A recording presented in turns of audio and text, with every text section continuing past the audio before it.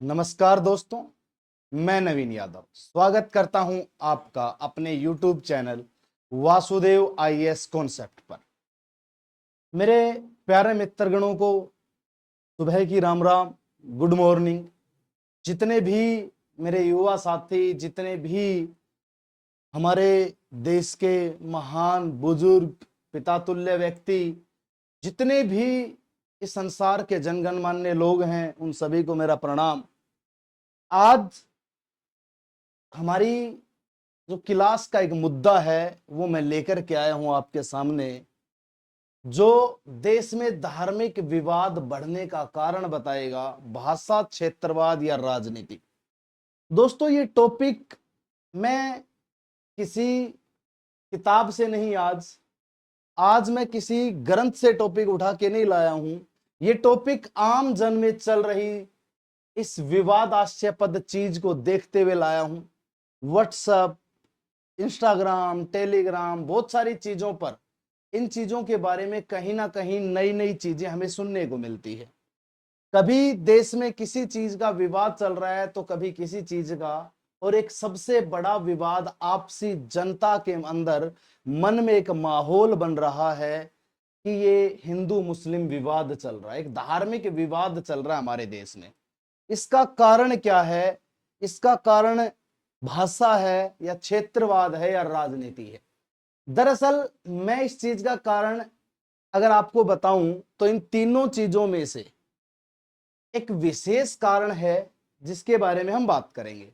लेकिन उससे पहले मैं आपको बता देता हूं, हम जिस देश में रह रहे हैं वो एक धर्मनिरपेक्ष राज्य है और इसमें सभी धर्मों के लोग रहते हैं। और भारत एक विभिन्न विविधताओं वाला देश है जिसमें हर प्रकार के व्यक्ति रहते हैं, हर प्रकार की प्रथाएं, हर प्रकार के रिचुअल्स यहां पर फॉलो किए जाते हैं और किसी विशेष धर्म को यहां पर कोई दर्जा नहीं दिया गया है। लेकिन फिर भी हमारे देश में दो मुद्दे सबसे ज्यादा भड़क रहे हैं, एक हिंदू मुस्लिम मुद्दा और दूसरा क्षेत्रवाद का मुद्दा। तो आज हम धार्मिक मुद्दे पर चर्चा करते हैं। दोस्तों, गत दिनों मैंने व्हाट्सएप पर कुछ मैसेजेस पढ़े जिनको देख के मैं थोड़ा आहत हुआ और बहुत सारी चीजें मेरे मन में आई। कहीं ना कहीं मैं भी इन चीजों का शिकार हूं या नहीं हूं, मैं इस चीज को समझ ही नहीं पाया। क्यों? क्योंकि ये मुद्दा ऐसा था जिसको पढ़कर के मेरे मन में विचार कहीं ना कहीं ऐसा आया कि ऐसा हो सकता है। नहीं तो देखिए, मैंने सोचा उस पर और चर्चा करी और आपके सामने व्यक्त करना चाहा। अगर आपको सही लगे तो आप अपनी राय जरूर दें, क्या मैंने इस चीज का समाधान, इस चीज की चर्चा सही करी है या गलत करी है। तो प्यारे साथियों, मैं आपको बता देता हूं, जब मैंने व्हाट्सएप पे पढ़ा था कुछ मैसेज, कुछ अदर सोशल मीडिया चीजों से जब मैंने पढ़ा तो उसमें ऐसे ऐसे कंटेंट सामने आ रहे थे कि मेरे को हंसी भी आ रही थी और मेरे को अचरज भी हो रहा था। ऐसा क्यों हो रहा था? ऐसा क्या कारण था? तो दोस्तों, दरअसल उसमें ना आजकल हिंदू मुस्लिम विवाद ज्यादा चल रहा है। ये दोबारा चर्चा में इसलिए आया क्योंकि बांग्लादेश के हालातों को देखते हुए बांग्लादेश में ये किया जा रहा है कि भाई हिंदुओं को प्रताड़ित किया जा रहा है या किसी और मुद्दे को प्रताड़ित किया जा रहा है। तो ये हमारे देश में भी एक रुख कर लेता है कि भाई हमारे देश में भी हिंदू मुस्लिम कम्युनिटी रहती है, तो कहीं ना कहीं दोनों के बीच विवाद होता है। तो व्हाट्सएप पर लोगों ने एक एजेंडा फैला दिया, एक पर्चा फैला दिया कि भाई कुछ समय बाद मुस्लिमों की संख्या इतनी हो जाएगी और ये हमारे बच्चों को, परिवार वालों को जीने नहीं देंगे, वो नहीं देंगे। मतलब ऐसी भावनाएं एक बाहुल्य समाज के अंदर पैदा होना बहुत नासमझी मानता हूं। जैसे अक्सर मैं अपनी क्लासेस में भी आपको बताता आया हूं कि हमें समझदारी से काम लेना चाहिए। अगर समझदारी से हम काम लेते हैं तो सबसे बड़ी चीज है हम उन चीजों को डील कर सकते हैं।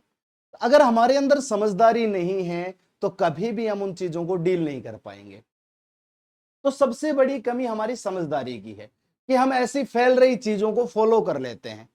एक छोटी सी कहानी मेरी याद आती है, क्योंकि इन चीजों के खिलाफ ना हम सवाल नहीं उठा सकते कि भाई ऐसा क्यों हो रहा है और ऐसा क्यों फैलाया जा रहा है। हम प्रश्न नहीं कर सकते। अगर प्रश्न कर देंगे तो कहीं ना कहीं हम गैर धार्मिक जुड़ जाएंगे या फिर हमें ही लोग मौलाना या हमें ही लोग किसी अन्य नाम से बुलाना शुरू कर देंगे।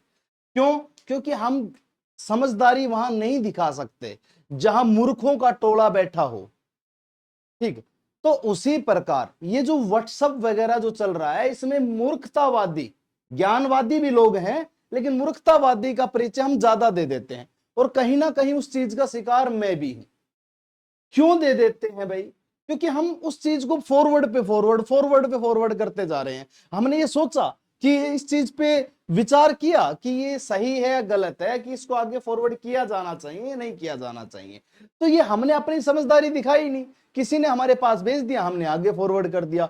तो इसमें कहीं ना कहीं मैं भी शामिल होऊंगा, और मैं भी कहीं ना कहीं उस मूर्ख सोशल मीडिया के टोले में शामिल हो जाता हूं। तो मैं खुद को भी ये कह रहा हूं, मैं सभी को नहीं कह रहा, मैं अपने आप को भी उसमें इन्वॉल्व करके चला हूं, क्योंकि मैं भी आप लोगों में से एक हूं। तो वो मुद्दा, वो चीज, उसके ऊपर हम चर्चा कर रहे हैं। अब ये हम समझदारी नहीं दिखा पा रहे, अब उसको फॉरवर्ड कर दिया, चलो कोई बात नहीं है, पहले उस पर विचार करो और समझो। अब ऐसा आता कहां से है? तो ऐसी कुछ आईटी विंग्स होती हैं, जो प्राइवेट कह सकता हूं, या मैं किसी भी प्रकार से, ऐसे कुछ जनगणमान्य लोग होते हैं, कुछ महान विभूति भी होते होंगे उसमें, जो 10, 15, 20, 1000, 500 लोगों का गुट बना लेते हैं, और उसमें ऐसे मुद्दे टाइप करवाए जाते हैं, ऐसे मुद्दे उठाए जाते हैं और लोगों के अंदर फेंक दिए जाते हैं, ताकि लोग उनको पढ़ें और आपसी मतभेद में आ जाएं, जो कि एक बहुत ही नासमझी का काम है। वो ये देखना चाहते हैं कि कितने लोग बिना सोचे समझे विचार करते हैं। इस पे मेरे ना एक कहानी याद आती है, क्योंकि हम इस चीज पे सवाल नहीं उठाते हैं, तो वो कहानी भी आपको यही बताएगी। एक मंदारी था, और उसने 5 बंदर लिए, और 5 बंदरों को एक कुएं में डाल दिया, और कुएं में भेजने के बाद उस कुएं में एक सीढ़ी लगा दी, और उस सीढ़ी के ऊपर केले टांग दिए या केले बांध दिए। जब केले उस पर लटके हुए हैं, और उस पर एक सिस्टम कर दिया कि उस सीढ़ी के साथ एक फवारा अटैच कर दिया, और एक ऐसा फवारा जब भी सीढ़ी पे चढ़ा जाए तो उसका पानी उस चढ़ने वाले के ऊपर गिरे, और नॉर्मल पानी नहीं, बिल्कुल बर्फ का पानी उसमें लगाया गया। अब 5 बंदरों को केले दिखेंगे, और वो केले लेने के लिए सीढ़ी की ओर चढ़ेंगे। अब पहले कोई बंदर चढ़ता है, उस पे वो पानी गिरता है, वो सर्दी लगने के कारण बैठ जाता है।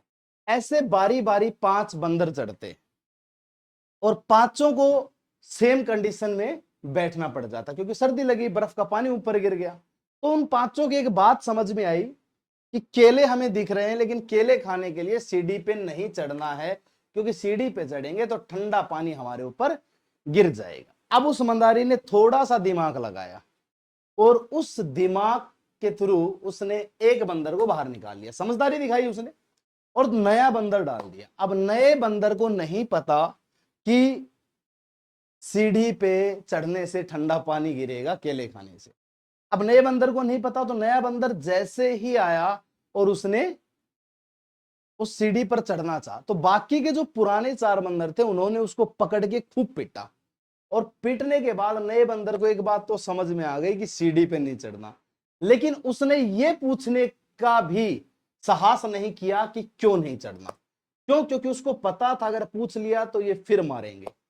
तो सेम वही कहानी, कुछ ऐसे लोग बैठे हुए हैं, कुछ ऐसे मंदारी बैठे हुए हैं कि हम उनको अपनी बागडोर सौंप चुके हैं, यानी कि वो मंदारी है और हम सब वो बंदर हैं, चाहे वो हिंदू हो या मुस्लिम हो, हम दोनों ही कम्युनिटी उनके हिसाब से वो बंदर हैं, और हमें वो कुएं में डाल रहे हैं नए नए मुद्दों के रूप में, और हम उन मुद्दों पर लपक रहे हैं, और हमारे साथ ये घटनाएं हो रही हैं।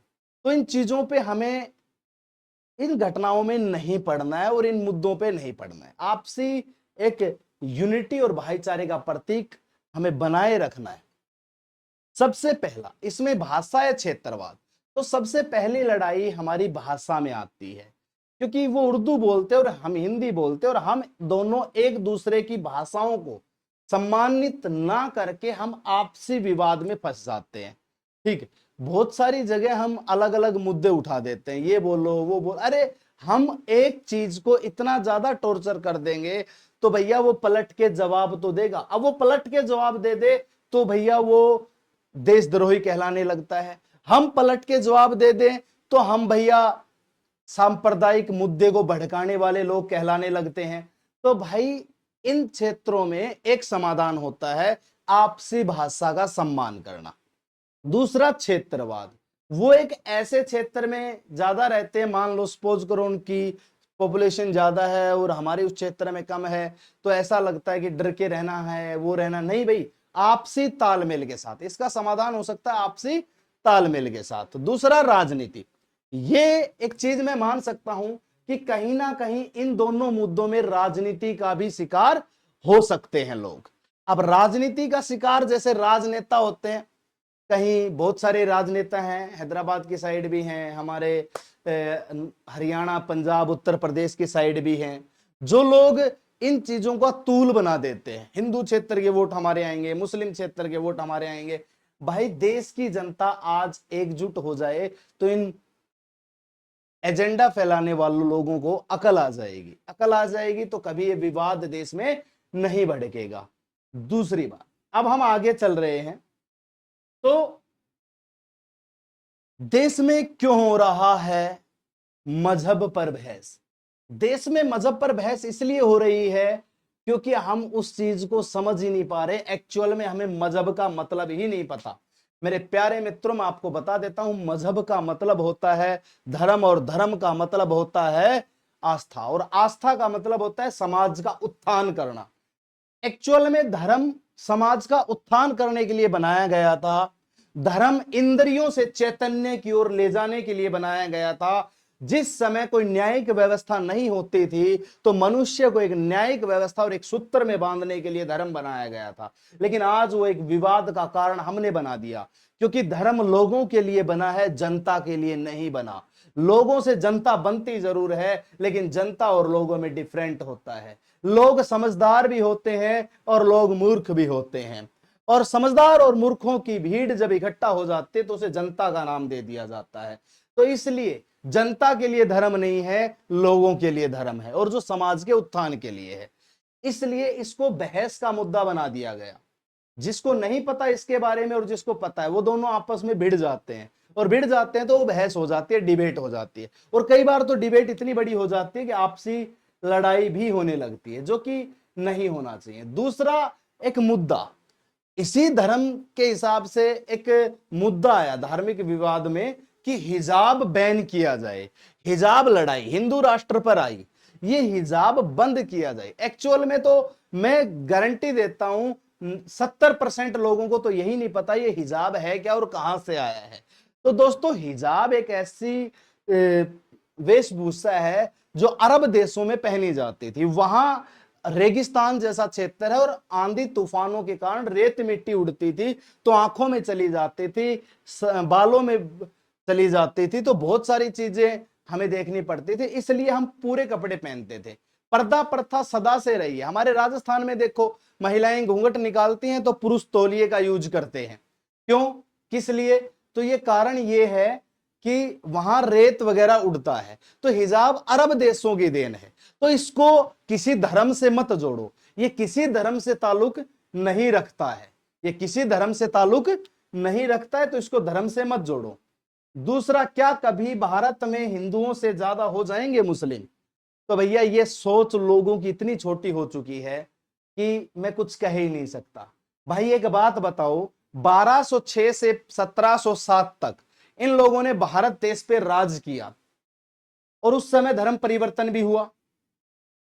तब उस समय ये चाहते तो कंप्लीटली हिंदुइज्म खत्म कर सकते थे। फिर आज बढ़ती हुई संख्या पे आप ये क्यों सोच रहे हो कि एक कम्युनिटी को खत्म कर देंगे? ऐसा बिल्कुल नहीं है, समझदारी का परिचय दीजिए, ऐसा नहीं हो सकता। जब 500 सालों में नहीं हो पाया तो यार एक 10-15 साल में क्या हो जाएगा? समझदारी के साथ परिचय दीजिए। 500 सालों में जब धर्म परिवर्तन तक भी हो चुके थे, तभी एक कम्युनिटी खत्म नहीं हुई, तो ऐसा कभी नहीं होगा।